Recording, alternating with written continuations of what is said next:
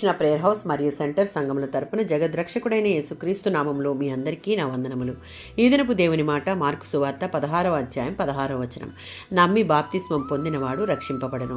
రక్షణ, పాప విముక్తి విశ్వాస మూలంగానే లభిస్తాయి. విశ్వాసం తప్ప మరి దేనికి అందులో పాత్ర లేదు.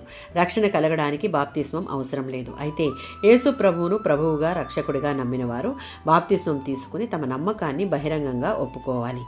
బాప్తిస్మం పొందని వ్యక్తికి శిక్షావిధి కలుగుతుంది అని అనలేదు. యేసుని నమ్మని వ్యక్తికి మాత్రమే శిక్షావిధి కలుగుతుంది అని చెప్పాడు. యోహాను సువార్త 3వ అధ్యాయం 17-18 వచనాలలో క్రీస్తు విశ్వాసులకు సంపూర్ణమైన పాప క్షమాపణ దొరికింది. క్రీస్తు బలి అర్పణగా చనిపోవడం వల్ల పాప విమోచన దొరికింది. ఆయన ఎంత నిర్దోషో న్యాయవంతుడో దేవుని లెక్కలో వారు అంతే. ఇలాంటి వారికి క్రీస్తుపై అపారమైన నమ్మకం. ఈ విధంగా నమ్మిన వారికి ఏ శిక్షావిధియూ లేదు. అపోస్తల కార్యాలు 2వ అధ్యాయం 38వ వచనం. పశ్చాత్తాపం, పాప క్షమాపణ, బాప్తిస్మం అనేవి పరిశుద్ధాత్మ వరం పొందుటకు ముందు పాటించవలసిన షరతులు. ఇక్కడ పేతురు యేసును గురించి మీ మనసు మార్చుకుని ఆయనను ఇశ్రాయేలు అభిషక్తికుడిగా, దేవుని కుమారుడిగా నిరాకరించిన పాపం నుంచి మళ్ళుకుని ఆయనను స్వీకరించండి. ఆయన సంపూర్ణమైన నమ్మకం ఉంచండి.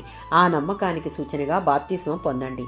ఆ క్షణం నుంచి దేవుని మన క్రియల ద్వారా, ప్రవర్తన ద్వారా, ఆలోచనల ద్వారా సంతోషపరుస్తూ విశ్వాస జీవితాన్ని దేవునికి ఇష్టమైన రీతిలో కొనసాగిస్తే పరిశుద్ధాత్మ అనే వరాన్ని పొందుకునే అర్హతను సాధిస్తాం.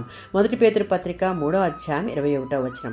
మన పశ్చాత్తాపాన్ని, క్రీస్తులో మన విశ్వాసాన్ని, లోకంలో నుండి బయటికి రావాలన్న మన సమర్పణను విధేయతతో వ్యక్తపరచడమే నీటి బాప్తిస్మము రక్షించును అనే మాటకు అర్థం.